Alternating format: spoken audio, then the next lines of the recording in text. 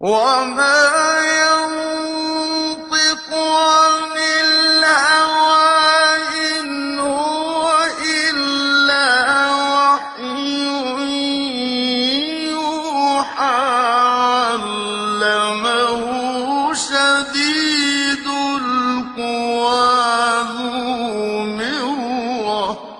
بسم الله الرحمن الرحيم. الصلاة والسلام على أشرف المرسلين سيدنا محمد الأمين وعلى آله وصحبه أجمعين. اللهم اجمعنا عليك ولا تكلنا إلا إليك. أرنا اللهم الحق حقا وارزقنا اتباعه، وأرنا الباطل باطلا وارزقنا اجتنابه، واجعلنا من عبادك الصالحين وجندك الغالبين وأوليائك المقربين برحمتك يا أرحم الراحمين. اللهم لا سهل إلا ما جعلته سهلا، وأنت تجعل الحزن إذا شئت سهلا. اللهم يسر أمورنا يا أرحم الراحمين، وبارك في أوقاتنا وأعمارنا وتعبدنا برحمتك يا أكرم مسؤول ويا خير مأمول.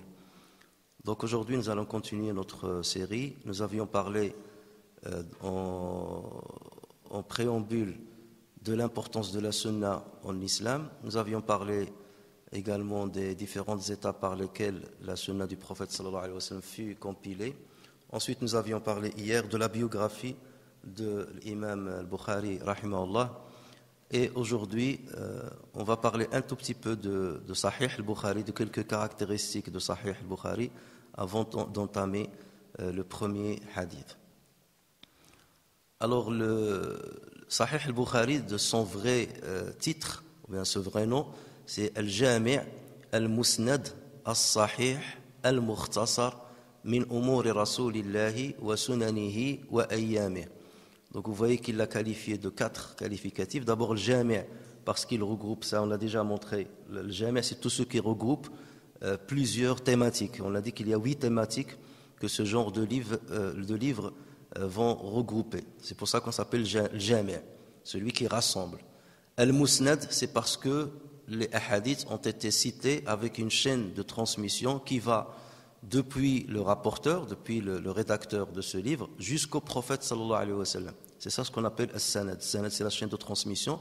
Et le musnad, ça veut dire qu'il remonte jusqu'au prophète sallallahu alayhi wa sallam. As-sahih, ça veut dire que c'est authentique. Et donc là, l'imam al-Bukhari s'est engagé à faire référence qu'aux hadiths authentiques, contrairement à d'autres traditionnistes. Al-Mukhtasar, ça veut dire qu'il est résumé. Autrement dit, il pouvait rajouter d'autres hadiths qui sont authentiques, mais lui, il va choisir un résumé qui suffit pour le musulman pour comprendre ces différentes thématiques de l'islam. Min umuri Rasulillah, donc par rapport à tout ce qui se rapporte à la vie du prophète sallallahu alayhi wa sallam, à ses sunan et à ses jours. Donc sa vie, les razawat, les guerres qu'il a entamées, et ainsi de suite. Donc voici le titre global de Sahih al-Bukhari, mais lui-même il l'appelait soit al-Jami' ou bien as-Sahih, al-Jami' as-Sahih ou bien as-Sahih. Donc toutes ces par réduction, donc dès qu'on dit Sahih al-Bukhari, donc ça fait référence à ce titre.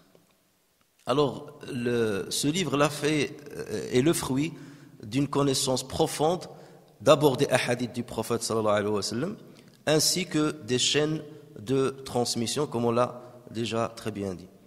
Alors, le Bukhari raconte lui-même en disant « J'étais chez Ishaq ibn Rahawayh quand il dit « Il serait bien que vous rassembliez dans un livre résumé ce qui est authentique de la sunna du messager sallallahu alayhi wa sallam. » Et il a dit cette parole, le Bukhari a dit cette parole a trouvé effet dans mon cœur et j'ai commencé à rassembler Jami' as-Sahih. Donc c'est l'imam Ishaq ibn Rahawayh qui lui a mis la puce à l'oreille.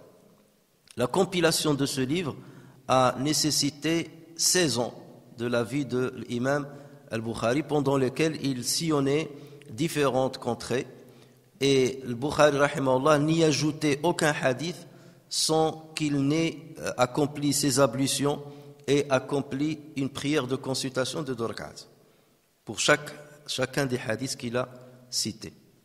Et lorsqu'il a terminé la rédaction de ce livre, il l'a présenté aux grandes sommités traditionnistes de l'époque, comme l'imam Ahmad ibn Hanbal, Yahya ibn Ma'in, Ali ibn al-Madini Et comme je vous avais dit, ces trois étaient des sommités, notamment Ali ibn al-Madini, c'est des sommités dans la connaissance des hommes et des narrateurs, des transmetteurs.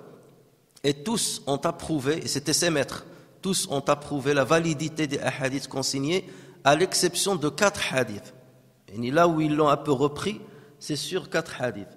Mais il y a l'imam al-Uqayli qui a repris justement ces hadiths 4, à propos desquels certains de ces trois, ou bien un de ces trois avait quelques réticences, et il a dit la parole de Bukhari sur ces hadiths est fiable et ils sont tous valides. Autrement dit, c'était l'imam al-Bukhari qui avait plus raison que celui qui lui a fait la remarque sur ces hadiths. Le Bukhari était très exigeant dans la validation d'un hadith, beaucoup plus que tous ses pairs. Donc, vous savez, ce n'est que plus tard que les savants ont commencé à dire quelles sont les conditions sur lesquelles les narrateurs se basaient pour dire qu'un hadith est authentique. Ça, c'est quelque chose qui est venu beaucoup plus tard. C'est en lisant les hadiths et les chaînes de transmission qu'on a commencé à déduire quelles étaient les exigences de chaque muhaddith.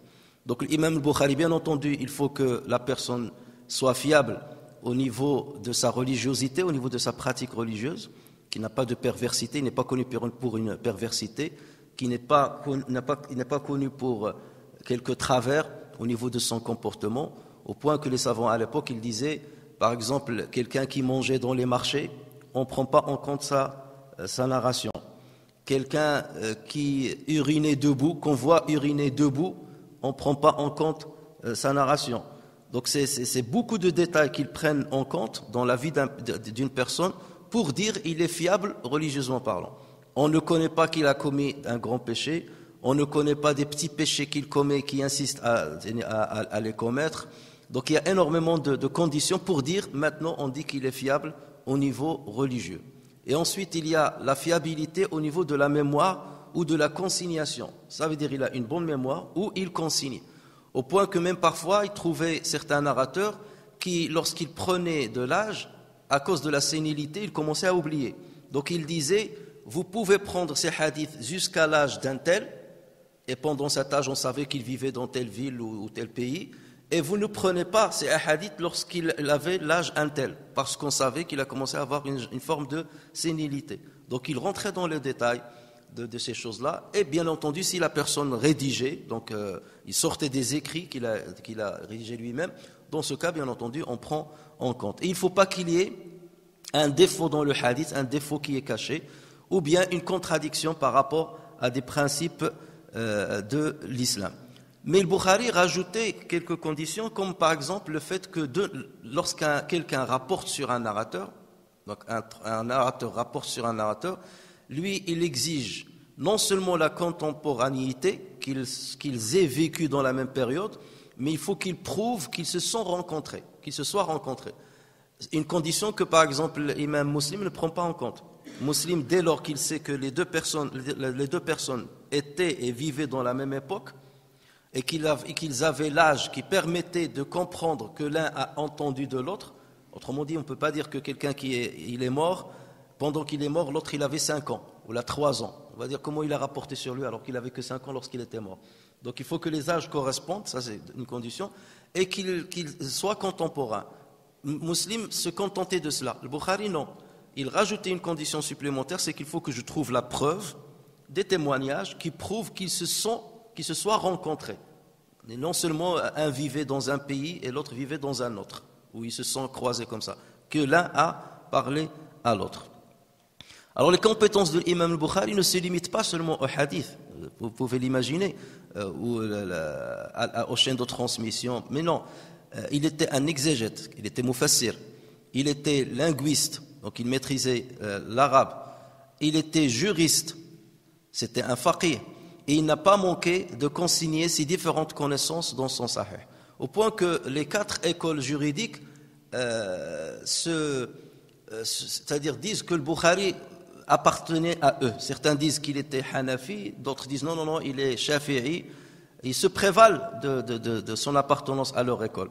Et d'autres savants disent le Bukhari en fait n'appartenait à aucune école, c'était une école à lui-même. Et pour savoir ses avis juridiques, parfois il faut revenir seulement au titre qu'il va donner à chaque chapitre ou à chaque rubrique de son Sahih. Et c'est pour cela qu'on dit Fiqhul Bukhari fi tarajimi. On déduit le caractère savant de Bukhari dans la jurisprudence ou dans d'autres domaines d'ailleurs, rien qu'en lisant les titres de ces rubriques. Et on verra quelques exemples pour que vous compreniez mieux. Alors jusqu'au XIIIe siècle, on a compté 131 commentaires de Sahih al-Bukhari. Imaginez le travail que les savants ont accompli. 131 personnes qui ont commenté Sahih al-Bukhari. Et parmi eux, on peut citer le commentaire de Ibn Battal al-Qurtubi. C'est parmi les plus anciens qui l'ont commenté. Et c'est un Maliki de Cordoue, donc il est andalousi, Ibn Battal al-Qurtubi, et qui a rendu un grand service à ceux qui sont venus plus tard. Ils ont repris sur lui énormément de ses commentaires. Il y a aussi le livre de Umdat al-Qari de Badr al-Din al-Aini, qui est mort en 855 de l'Hégire. Et il y a le commentaire Irshad Sari li Sahih al-Bukhari, ila Sahih al-Bukhari, de Shihab al-Din al-Qastallani, qui est mort en 923 de l'Hégire. Il y a certains érudits qui se sont attelés à commenter Sahih al-Bukhari, mais la mort les a empêchés de terminer leur travail. Ce fut le cas de l'imam Nawawi. Imam Nawawi a terminé le commentaire de Sahih Muslim, donc là on le trouve, et il a commencé à commenter Sahih al-Bukhari, mais la mort l'a surpris en l'an 676 de l'Hégire, n'a pas terminé son travail. C'est le cas aussi de l'imam Ibn Kathir, qui a commencé ce travail, mais il ne l'a pas terminé, et de l'imam Ibn Rajab al-Hanbali, qui est mort en 795 de l'Hégire.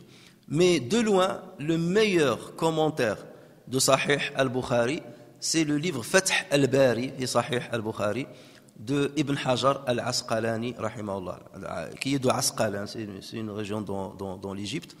Et donc, Ibn Hajar al-Asqalani, qui est considéré comme aussi un Amir al-Mu'minin fil hadith, et ce titre-là, comme je vous avais dit, il y a peu de personnes qui l'ont eu, et les savants disent tous, suffisait à Ibn Hajar al-Asqalani ce livre-là, ce qu'il a écrit. C'est un chef-d'œuvre, un travail exceptionnel, qui est mort en l'an 852 de l'Hégire.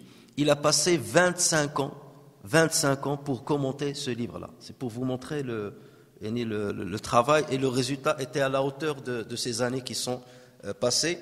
Et il a non seulement, donc il y avait bien entendu son effort personnel, mais il a associé aussi tous ses élèves à ce travail-là, avec qui il se concertait, il préparait pour lui du travail, et c'est pour cela qu'il a fait une œuvre qui est vraiment exceptionnelle. On s'en rend compte lorsqu'on commence à étudier. Non seulement il s'approfondit dans les hadiths du prophète sallallahu alayhi wa sallam, mais les chaînes de transmission, un travail extraordinaire au niveau des chaînes de transmission. Et il a commencé avec une longue introduction pour montrer l'importance de Sahih al-Bukhari et répondre à tous ceux qui ont dû critiquer quelques hadiths de Sahih al-Bukhari pour leur démontrer que c'est le Bukhari qui avait raison dans leur authentification. Alors on a demandé plus tard à l'imam Shawkani, on lui a dit pourquoi tu n'écrirais pas un commentaire sur Sahih al-Bukhari. Il leur a dit la hijrata ba'da al-fath. Vous connaissez, ça c'est un hadith du prophète sallallahu alayhi wa sallam, mais il n'y a pas d'exode après Fath Mecca. Et lui il a dit la hijrata ba'da al-fath, il n'y a pas de hijra après al-fath, puisqu'il faisait référence au livre de Ibn Hajar qu'il a appelé Fath al-Bari. Donc ça veut dire qu'il n'y a pas besoin de tenter de recommenter Sahih al-Bukhari après le livre de Fath al-Bari. C'est pas possible, on ne peut pas faire mieux. Donc tous ceux qui sont venus après, ils n'ont fait que des résumés, ou bien, mais jamais quelque chose de plus par rapport à ce que l'imam Ibn Hajar a rédigé. Alors, quelques données maintenant sur Sahih al-Bukhari. Dans Sahih al-Bukhari, vous allez trouver 97 chapitres. Et les chapitres sont ce qu'on appelle kitab. Kitab, c'est un chapitre. Ensuite, il y a ce qu'on appelle le bab. Et le bab, on peut le traduire soit par un sous-chapitre ou bien par une rubrique. Alors, il y a 3882 rubriques. Et c'est cette classification qui dénote justement l'érudition de l'imam Bukhari, rahimahullah. il comporte, Sahih al-Bukhari, si vous le prenez en entier, tous les hadiths rapportés sur le prophète, ou les hadiths rapportés sur les compagnons du prophète sallallahu alayhi wa sallam, tout, il englobe 9082 hadiths. Ça, c'est le travail aussi de Ibn Hajar al-Asqalani qui a dénombré ces différents détails que je vais citer. Donc, selon Ibn Hajar, si on enlève ce qu'on appelle le mu'allaqat, on va expliquer le mu'allaqat. Et d'ailleurs, parfois, on va vous dire Rawahu al-Bukhari mu'allaqan. Ce hadith a été rapporté par al-Bukhari mu'allaqan. C'est pour qu'on le distingue de le hadith le musnad. Le musnad, c'est lui qui est rattaché de al-Bukhari jusqu'au prophète sallallahu alayhi wa sallam. Lorsqu'on va parler de mu'allaq, il a une spécificité qu'on va citer tout de suite. Donc, si on enlève ces hadiths mu'allaq, et si on enlève ce qu'on appelle le mutaba'at. Le mutaba'at, c'est que, par exemple, Bukhari va dire un tel a rapporté sur un tel, sur un tel, sur un tel, que le prophète sallallahu alayhi wa sallam a dit cela. Et il va citer une autre personne qui a dit, oui, moi aussi je l'ai rapporté d'un tel, au milieu de la chaîne. D'accord ? Le même énoncé, c'est comme un branchement. Donc, le prophète sallallahu alayhi wa sallam, on a rapporté sur lui par cette chaîne-là. Et dans la même chaîne, il y a un autre qui dit, oui, moi aussi j'ai rapporté sur ce maître qu'un tel a rapporté que le prophète sallallahu alayhi wa sallam a dit cela. Donc, là, on dit mutaba'a. C'est pour confirmer que ça a été le même maître l'a dit par exemple à deux élèves, là deux élèves l'ont rapporté sur lui ou trois élèves, là on l'appelle al-mutaba'at. Alors qu'il s'agit du même hadith. Donc si on élimine ça, on arrive à 7397 hadiths. Et si maintenant on enlève les hadiths répétitifs, parce que comme je vous avais dit la dernière fois, même s'il y a deux chaînes de transmission, trois chaînes de transmission qui rapportent le même énoncé, on considère ça comme trois hadiths, alors que l'énoncé est le même. Donc si on enlève tout ça, pour ne garder que les énoncés du prophète sallallahu alayhi wa sallam non répétitifs, on arrive à 2602 hadiths. 2602 hadiths. Parmi ces 2602 hadiths, on dit que l'imam Bukhari a un peu plus de 500 hadiths que le Bukhari a rapporté tout seul. Les autres savants ne les ont pas rapportés. Et lorsque les savants rassemblent le nombre de hadiths rapportés, qui ont été rapportés exclusivement par le Bukhari, exclusivement par Muslim, exclusivement par le Nasa'i, exclusivement par Abu Daoud, exclusivement par Ibn Majah et exclusivement par Tirmidhi, les six là, on arrive à peu près à 6000 hadiths authentiques. Et c'est pour ça qu'on dit les hadiths authentiques sur le prophète sallallahu alayhi wa sallam, en enlevant les répétitions, on arrive à 6000, à peu près le même nombre des versets coraniques, 6200 et quelques. Et c'est pour cela que ça confirme ce qu'a dit le prophète sallallahu alayhi wa sallam. J'ai reçu le Coran et pareil que lui avec lui. C'est la sunna du prophète, c'est les hadiths. Donc on arrive à peu près au même nombre. Donc tout ce que vous entendez, les 100 000, les 40 000 par exemple qui ont été rapportés par Ahmed, c'est avec les répétitions. En enlevant les répétitions, voilà le chiffre auquel on arrive. Donc le Bukhari, dans ceci, il a rapporté plus du tiers des hadiths authentiques sur le prophète sallallahu alayhi wa sallam, ce qui est un travail, bien entendu, exceptionnel. Qu'est-ce que le hadith al-mu'allaq? Le hadith al-mu'allaq, c'est le hadith, mu'allaq, ça veut dire il est suspendu. Il est suspendu, d'accord? On dit qu'il est suspendu dans le sens où, dans la chaîne de transmission, manque un ou plusieurs narrateurs du début.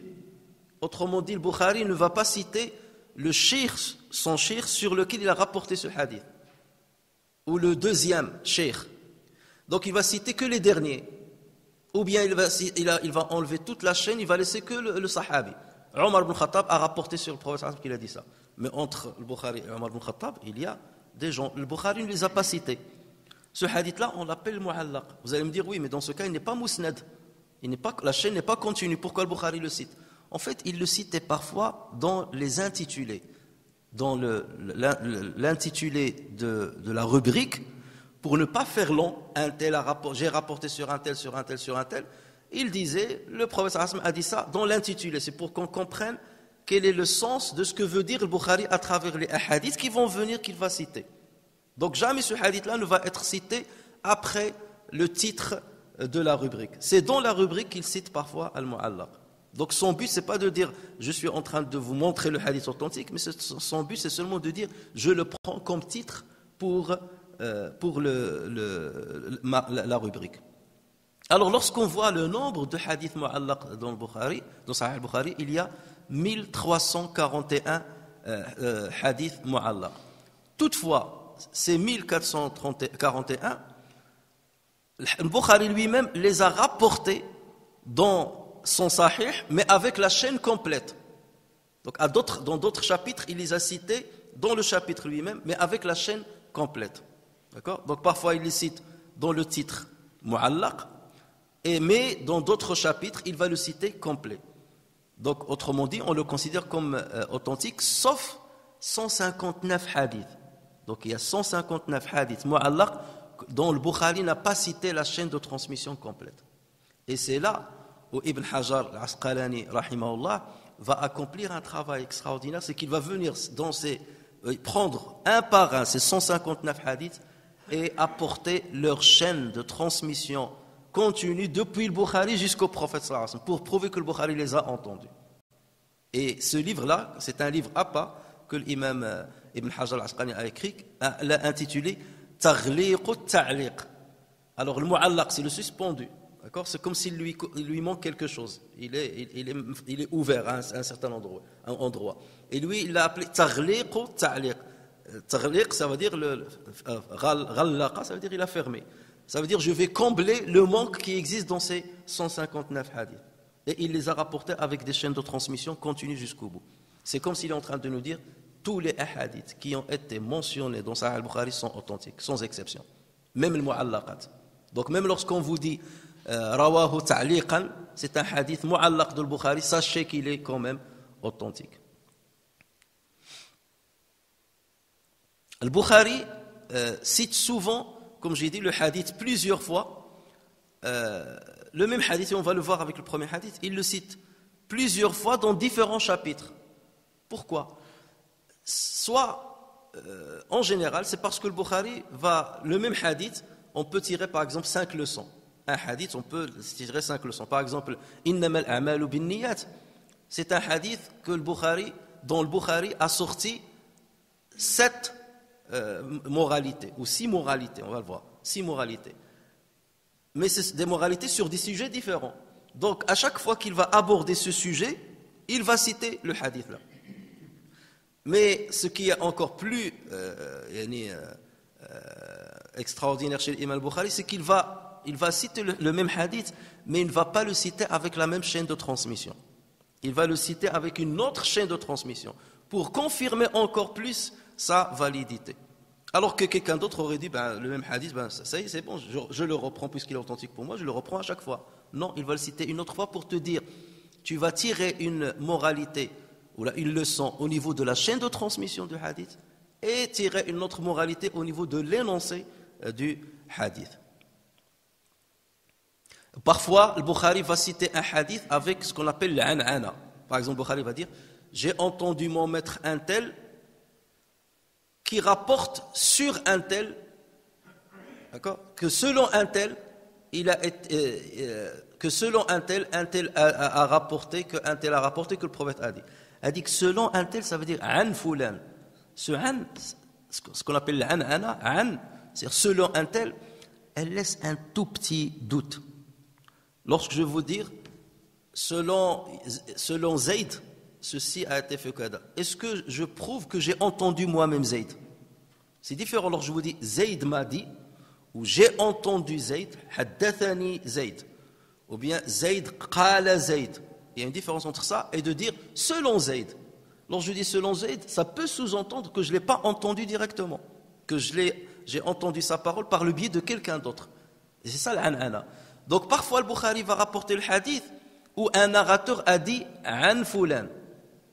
Et le Bukhari, donc, il va écrire comme il a entendu. J'ai rapporté moi, mais le Bukhari, lui, chaque fois, il rapporte que ce qu'il a entendu, lui. Donc, il va dire, j'ai rapporté sur un tel, qui a rapporté, qui a dit, j'ai entendu un tel, que selon un tel. Et le Bukhari va l'écrire tel quel. Il ne peut pas mentir et dire qu'il a entendu un tel. Il va écrire un foulin selon un tel. C'est ça la fiabilité. Mais le Bukhari va ailleurs rapporter le même hadith avec une autre chaîne de transmission où il n'y a pas l'an'ana. Il y a une écoute directe où chacun va dire sami'na ou sami'tu ou bien haddathana pour vous prouver que si je me suis permis de citer ce hadith avec l'an'ana, c'est parce que je sais par ailleurs qu'il y a une autre chaîne de transmission solide, dans laquelle il y a l'écoute directe, qui rapporte le même énoncé. Donc vous voyez ce travail. Mais bien entendu, le Bukhari, tout ça, il n'a pas expliqué. Ce sont les savants. Le Bukhari, comme vous allez le voir, il a commencé à rédiger les hadiths directement. Bismillah ar-Rahman ar-Rahim, chapitre un tel, rubrique un tel, et il cite.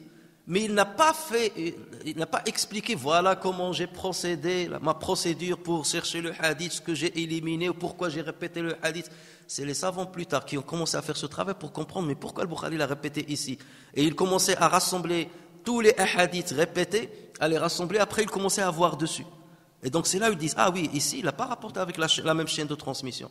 Ici il l'a mis dans cette rubrique, c'est pour faire référence à telle moralité. Ici c'est à telle moralité. Et c'est au fur et à mesure qu'on a commencé à déduire la procédure qu'a entrepris l'imam al-Bukhari pour rédiger son livre. Et c'est là où on a découvert justement son intelligence et son érudition. Alors dans Sahih al-Bukhari, il y a 22 hadiths où la chaîne de transmission est composée de 3 personnes. Ça veut dire de 3 personnes entre le Bukhari et le prophète sallallahu alayhi wa sallam. Ça c'est le minimum, de trouver 3 personnes. En général, on va trouver 4, 5. Et ça, c'est ce qu'on appelle as-sanad al-ali. Sanad al-ali, ça veut dire moins vous trouvez de narrateurs dans la chaîne de transmission d'un hadith, plus ce hadith est ali. Il a un sanad ali, peu de personnes. Donc le Bukhari a rapporté sur son maître, voici le premier, qui a rapporté sur son maître, voici la deuxième personne, qui a rapporté sur son maître, ou qui a rapporté sur un compagnon, que le prophète a dit. Donc il n'y a que 3 personnes entre le Bukhari et le prophète sallallahu alayhi wa sallam. Donc lorsqu'on arrive, ça c'est le minimum. Lorsqu'il y a 22 hadiths où il n'y a que 3 personnes entre le Bukhari et le prophète sallallahu alayhi wa sallam, ça c'est ce qu'on appelle as-sanad al-ali. Et notamment on trouve, le Bukhari a rapporté sur Al-Makki ibn Ibrahim, qui a rapporté sur Yazid ibn Ubayd, qui a rapporté sur Salama ibn al-Akwa radiyallahu anhu, qui est un compagnon Salama ibn al-Akwa, que le prophète sallallahu alayhi wa sallam a dit. Donc voici cette chaîne de 3 personnes. Et il y a un seul hadith dans tout le Sahih al-Bukhari où il y a 9 personnes, ça c'est le maximum, 9 personnes entre al-Bukhari et le prophète sallallahu alayhi wa sallam, et ça c'est ce qu'on appelle as-sanad al-nazil, donc la chaîne de transmission basse, parce qu'il y a trop de personnes entre le Bukhari et le prophète sallallahu alayhi wa sallam. Alors le Sahih al-Bukhari, beaucoup de personnes ont travaillé où ils ont fait des abrégés, parce que Sahih al-Bukhari, si vous avez une copie qui est là-bas, il y a 4, en arabe et en français, il y a 4 volumes. Mais le résumé qu'on va étudier, il y a 1 ou 2 volumes. D'ailleurs, pour ceux qui veulent l'avoir, on a acheté quelques livres pour ceux qui le veulent. Et s'il en faut plus, on en ramènera, Inch'Allah, pour que vous puissiez suivre directement les hadiths avec le livre. Donc, par exemple, Monsieur Tout-le-Monde, nous, on n'a pas besoin d'un tel à rapporter sur un tel qui a rapporté sur un tel. Parce que nous, on ne connaît pas ces détails. On sait que le Bukhari a authentifié les hadiths, on lui fait confiance. Ce qui m'intéresse, c'est ce que le prophète sallallahu alayhi wa sallam a dit. Le sahabi un tel a dit que le prophète a dit. C'est ce qui nous intéresse. Donc ça, c'est un travail que les savants vont faire. Ils vont résumer. Certains vont dire, par exemple, pour la même rubrique, le Bukhari a cité 5 ou 6 hadiths, on n'a pas besoin de tout ça. Donc on va prendre qu'un seul. Et donc chacun va s'engager avec une certaine procédure pour résumer Sahih al-Bukhari. Plusieurs ont fait ce travail-là. Mais parmi ceux qui l'ont résumé, le résumé quelque part, ou l'abrégé le plus intéressant, c'est celui qu'Inch'Allah on va étudier, c'est Mukhtasar de l'imam Zainuddin Az-Zabidi, rahimahullah, qui est mort en 883 de l'Hégire, et qu'il a intitulé At-Tajrid al-Sarih li ahadith al-Jami' al-Sahih. At-Tajrid, c'est lorsqu'on dit jarradtu fulanan min thiyabihi, ça veut dire je lui ai ôté ses vêtements. Jarradtuhu min thiyabihi, je lui ai ôté ses vêtements. Donc lorsque lui il a appelé At-Tajrid, ça veut dire l'allègement. Donc j'ai allégé le Sahih al-Bukhari. As-Sarih, qui est explicite. J'ai enlevé tout ce qui ne servira pas à Monsieur Tout-le-Monde. At-Tajrid Sahih lil Jami' li ahadithi al-Jami' Sahih, des hadiths du Jami' al-Sahih de al-Bukhari. Alors, l'imam Zabidi, dont on va étudier le livre, Inch'Allah, vient de la ville de Zabid, c'est pour ça qu'on l'appelle Zabidi, qui est une ville au Yémen. Et à son époque, il était considéré comme le traditionniste du Yémen, Muhaddithu al-Yémen fi asrih, le traditionniste du Yémen à son époque. Alors, l'imam Zabidi a terminé son abrégé 4 ans avant de mourir. C'est pour vous dire que c'est après une mûre réflexion, c'est après un mûrissement au niveau du savoir qu'il a rédigé ce livre. C'est à la fin de sa vie qu'il a rédigé ce livre. Et donc c'était le résultat. Pour résumer le livre, il faut déjà le maîtriser.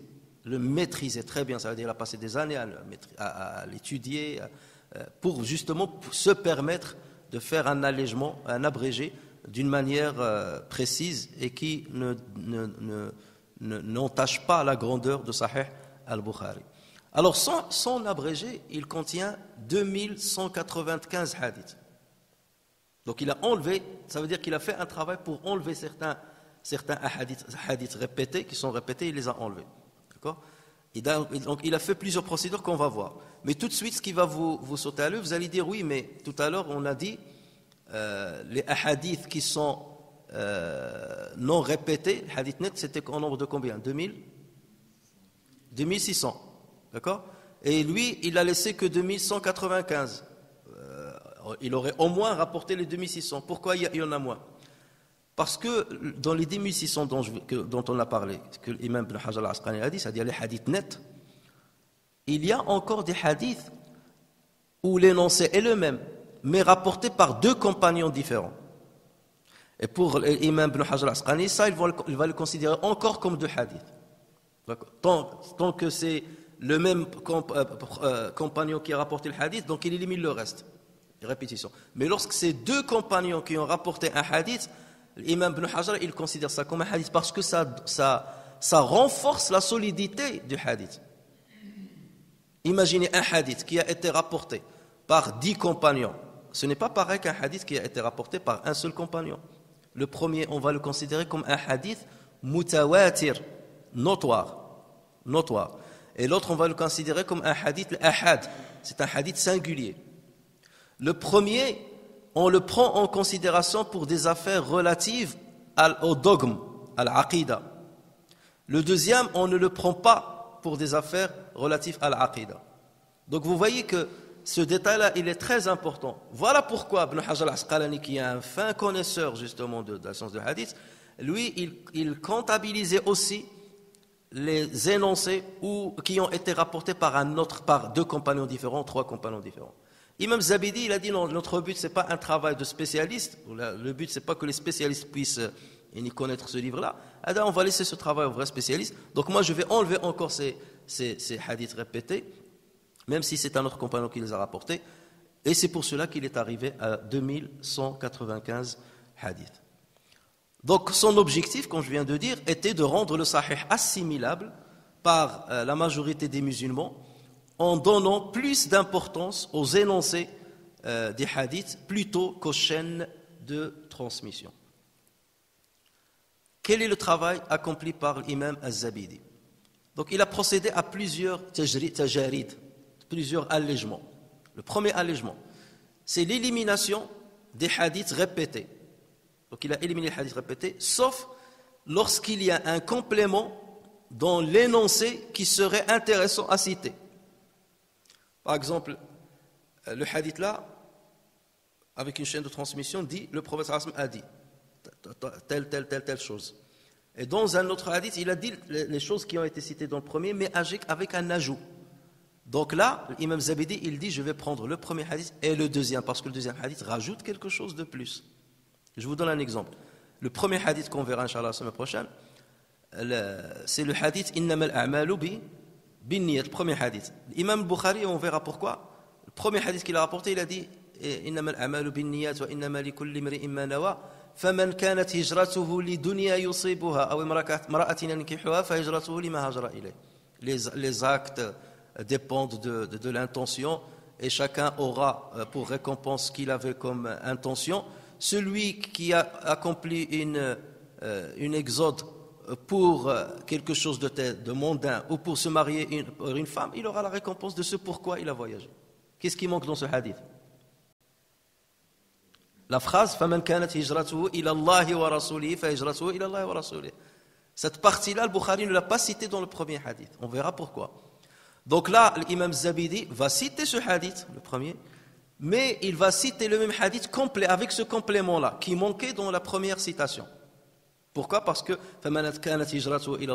celui qui a fait son exode pour Dieu et pour son prophète, alors il aura la récompense conformément à son intention. Donc là, il va la rajouter. Mais lorsqu'il s'agit de le même énoncé, dans ce cas, il élimine.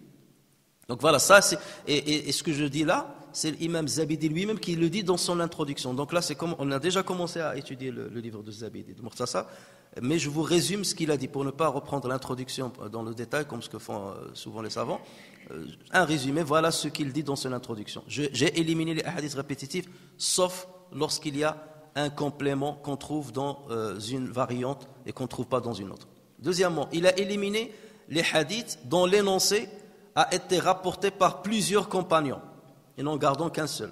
Donc c'est ce qu'on a dit. Et c'est pour cela, c'est ce qui explique la différence entre le nombre qu'il a rapporté et le nombre de hadiths nets qui a été mentionné par Ibn Hajar al-Asqalani. Troisièmement, il a opéré à l'élimination des chaînes de transmission, ne gardant que le compagnon qui cite le hadith.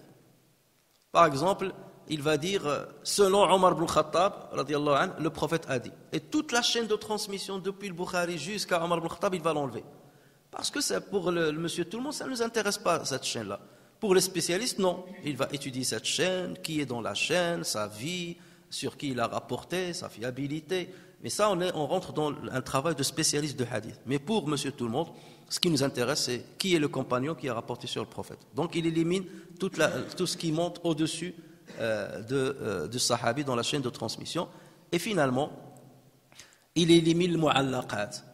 Les hadiths qui sont mu'allaq, dont le Bukhari n'a pas cité le maître, son maître du qui il a entendu le hadith, ou 2 personnes ou 3 personnes, il les élimine également. Puisqu'il sait qu'ils vont être répétés une autre fois avec la chaîne de transmission complète. Donc ça va de soi. Et pour ne laisser justement que les hadiths musnad, qui sont liés de le Bukhari jusqu'au prophète sallallahu alayhi wa sallam. Donc c'est ça que l'imam Zabidi a accompli. Et Inch'Allah, donc on va étudier ces hadiths au fur et à mesure. Bien entendu, l'introduction était longue, mais il était nécessaire pour qu'on comprenne un petit peu la procédure accomplie par le Bukhari et ses pairs, pour qu'on soit rassuré du caractère scientifique et pédagogique avec lequel les savants ont réuni les hadiths du prophète sallallahu alayhi wa sallam. Mais après, on va prendre hadith par hadith. Au début, parfois, je vais m'attarder sur quelques données qui se rapportent à la chaîne de transmission pour que vous ayez quelques notions. Mais au fur et à mesure du temps, on va passer vite les hadiths. On va les lire, expliquer, donner un petit résumé, parce que le but, c'est de connaître les hadiths du prophète sallallahu alayhi wa sallam. Donc au début, on va détailler un petit peu, mais une fois vous comprenez comment on aborde le commentaire des hadiths, on va aller de plus en plus vite. Parce que notre but, c'est de terminer, Inch'Allah, ce livre-là, les 2195 hadiths. On ne va pas rester 3 ans ou 4 ans si Allah nous donne la vie.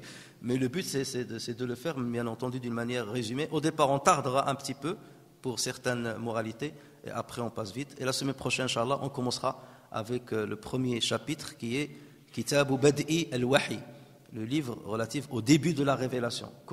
D'où il va citer les hadiths qui montrent comment le prophète sallallahu alayhi wa sallam recevait la révélation, la première fois qu'il l'a reçue, comment il la recevait, sous quelle forme elle venait, et il va citer les hadiths qui vont nous répondre à cette question. نفعني الله وإياكم بالقرآن الكريم وبحديث سيد الأولين والآخرين وغفر الله لي ولكم نشهد أن لا إله إلا أنت نستغفرك ونتوب إليك سبحان ربك رب العزة عما يصفون الحمد لله رب العالمين